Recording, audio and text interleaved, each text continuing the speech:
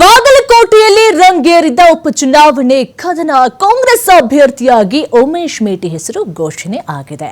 ಉಮೇಶ್ ಮೇಟಿ ಪರವಾಗಿ B form ಪಡೆದಂತಹ ಮಂಜುನಾಥ್ ಸದಾಶಿವನಗರದ ನಿವಾಸದಲ್ಲಿ ಬಿ ಫಾರಂ ನೀಡಿದಂತಹ ಡಿಕೆಶಿ ಸಾಕಷ್ಟು ಸದ್ದು ಮಾಡ್ತಾ ಇತ್ತು. ಬಾಗಲಕೋಟೆಯ ಕಾಂಗ್ರೆಸ್ ಅಭ್ಯರ್ಥಿಯ ಹೆಸರು ಯಾರಾಗ್ತಾರೆ ಅನ್ನುವಂಥದ್ದು ಅವ್ರ ಕುಟುಂಬದಲ್ಲೇ ಆಗ್ತಾರೆ ಅನ್ನೋದು ಕನ್ಫರ್ಮ್ ಇತ್ತು. ಬಟ್ ಅವ್ರ ಕುಟುಂಬದಲ್ಲೇ ನಡೀತಾ ಇದ್ದಂತಹ ಒಳ ಜಗಳಗಳು ಒಂದು ರೀತಿಯಾಗಿ ಕೊನೆಗೊಂಥರ ಬೀದಿ ರಂಪಾಟ ಆಗಕ್ಕೆ ಹೋಯ್ತು. ಯಾಕಂತ ಹೇಳಿದ್ರೆ ಅವರಿಬ್ರು ಅಣ್ಣ ತಮ್ಮ ಕೊನೆಗೆ ಇಲ್ಲ, ನಮ್ಮಿಬ್ಬರಲ್ಲಿ ಯಾರಿಗೆ ಕೊಟ್ಟರು ಸಹ ನಾವು ಒಪ್ಕೊಳ್ತೀವಿ, ಜನಸೇವೆಯನ್ನ ಮಾಡೋದಕ್ಕೆ ನಾವು ರೆಡಿ ಇದ್ದೇವೆ ಅಂತ ಹೇಳಿದ್ರು. ಕೊನೆಗೆ ಮಹಾದೇವರು ಇಲ್ಲ, ನನಗೇ ಕೊಡಬೇಕು ಎನ್ನುವಂತಹ ಮಾತುಗಳನ್ನು ಸಹ ಆಡ್ತಾ ಇದ್ರು. ತದನಂತರ ಸಿಎಂ ಕೂಡ ಮೀಟಿಂಗ್ ಅನ್ನ ಮಾಡ್ತಾರೆ, ಮನವೊಲಿಸುವಂತ ಪ್ರಯತ್ನವನ್ನ ಮಾಡ್ತಾರೆ.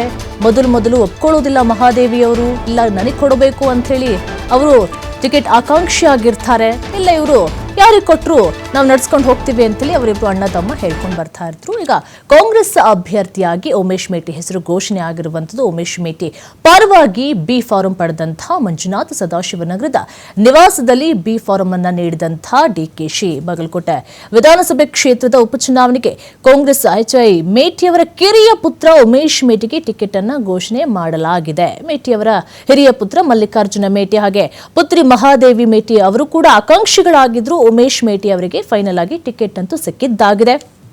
ಏನ್ ಮಾಡ್ತಾರೆ ಮುಂದೆ ನೋಡಬೇಕಾಗಿದೆ. ಎಲ್ಲೂ ಕೂಡ ಮಹಾದೇವರವರು ಹೇಳಿಕೆಯನ್ನ ಇಲ್ಲಿವರೆಗೂ ಕೊಟ್ಟಿಲ್ಲ. ಉಮೇಶ್ ಮೇಟಿ ಪರವಾಗಿ ಬಿ ಫಾರಂ ಅನ್ನು ಪಡ್ಕೊಂಡಿದ್ದಾರೆ. ಸದಾಶಿವನಗರದ ನಿವಾಸದಲ್ಲಿ ಬಿ ಫಾರಂ ನೀಡಿದಂತಹ ಡಿಕೆಶಿ ಬಾಗಲಕೋಟೆಯಲ್ಲಿ ಸಾಕಷ್ಟು ಸದ್ದು ಮಾಡ್ತಾ ಇತ್ತು. ಯಾಕಂತ ಹೇಳಿದ್ರೆ ಕುಟುಂಬದ ಒಳ ಜಗಳಗಳು, ನನಗೆ ಕೊಡಬೇಕು ಅಂತೇಳಿ ಅವರವರೇ ಕಿತ್ತಾಡ್ತಾ ಇದ್ರು. ಫೈನಲ್ ಆಗಿ ಯಾರಿಗೆ ಕೊಡ್ತಾರಪ್ಪ, ಇವರಲ್ಲೇ ಕಿತ್ತಾಡ್ತಾ ಇದ್ರೆ ಹೆಂಗೆ ಇವರು ಸಮಾಜವನ್ನ ಬಳಸ್ತಾರೆ, ಸಮಾಜದ ಹಿತಾಸಕ್ತಿಯನ್ನ ಕಾಪಾಡ್ತಾರೆ, ಸಾಕಷ್ಟು ಪ್ರಶ್ನೆಗಳು ಸಹ ಮೂಡ್ತಾ ಇತ್ತು. ಕೊನೆಗೂ ಸಹ ಮೀಟಿಂಗ್ ಅನ್ನ ಮಾಡಿ ಸಿಎಂ ಮಾತಿಗೂ ಸಹ ಮಹಾದೇವಿ ಅವರು ಒಪ್ಕೊಂಡಿರಲಿಲ್ಲ. ಕೊನೆಗೆ ನನಗೇ ಬೇಕು ಅಂತೇಳಿ ಗಲಾಟೆಯನ್ನ ಮಾಡ್ತಾರೆ. ಕೊನೆಗೂ ಎಲ್ಲ ಒಪ್ಪಂದ ಎಲ್ಲ ಆಗ್ಬಿಟ್ಟು ಈಗ ಉಮೇಶ್ ಮೇಟಿ ಅವರಿಗೆ ಟಿಕೆಟ್ ಅನ್ನ ಕೊಟ್ಟಿರುವಂತದ್ದು. ಮುಂದೆ ಹೇಗೆ ನಡೆಸ್ಕೊಂಡು ಹೋಗ್ತಾರೆ, ಗೆಲ್ತಾರಾ ಇಲ್ವಾ ಕಾದು ನೋಡಬೇಕಾಗಿದೆ.